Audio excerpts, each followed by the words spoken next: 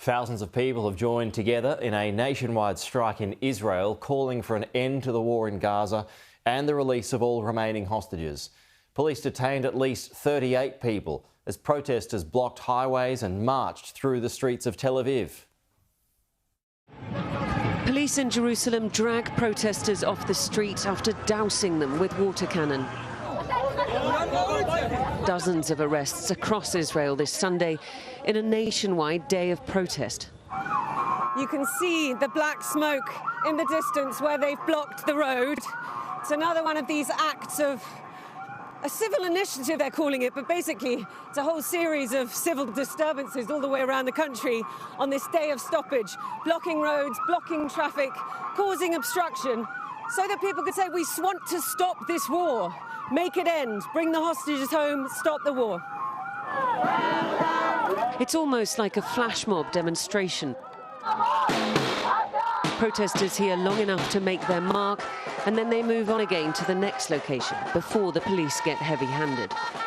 We want the war to end, we want our hostages back, we want our soldiers back safe home, and we want the humanitarian disaster in Gaza to end.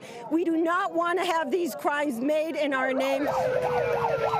For all the outrage, though, it is the same old story. Benjamin Netanyahu determined to press on regardless, ramp up the fight in Gaza and ignore the sentiment on the street. Those who are calling for an end to the war today without defeating Hamas are not only hardening Hamas's stance and delaying the release of our hostages, they are also ensuring that the horrors of October the 7th will recur again and again. You cannot eliminate a terror organization to the last person. So, from my point of view, this is eternal war. This former Air Force reservist wants to be known just by the call sign F. He used to be responsible for coordinating airstrikes on targets in Gaza, but he quit in protest and fears that Netanyahu is leading his troops into a death trap. There have been so many Palestinians killed. How does that make you feel? Because these strikes are clearly not surgical. However much you may try, they are not. The uninvolved death toll is tough.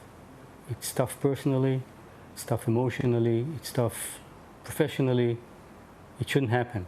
When you conduct a war at this scale, it will happen. It will happen even if you don't want it. It will happen because of mistakes, because of the chaos in war. My view is a child is a child.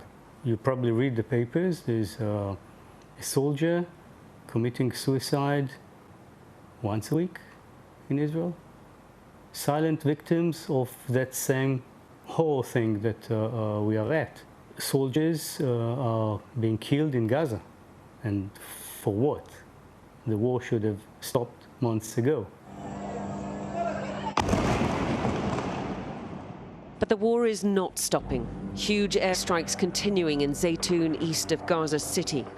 And Israel's chief of staff visiting his commanders in Gaza to outline the next steps in the plan, despite his reported reluctance to commit to the battle ahead. And on the ground, the relentless horror of death, destruction, displacement.